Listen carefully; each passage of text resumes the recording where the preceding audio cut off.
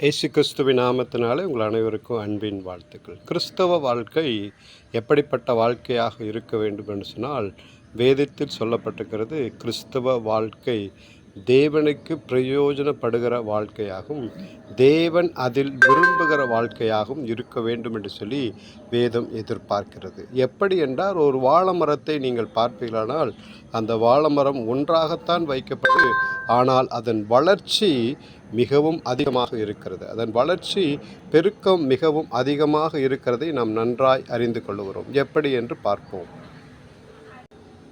இப்படிதான் அதன் வளர்ச்சி.